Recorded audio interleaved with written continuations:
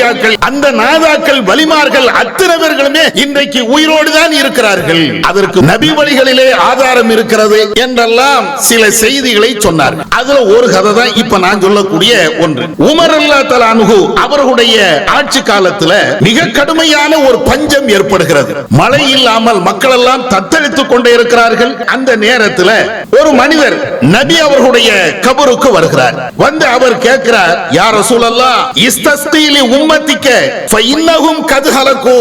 அல்லாஹ்வின் தூதரே, உங்களுடைய சமுதாயத்தை எல்லாம் நீங்கள் பார்த்தீர்களா?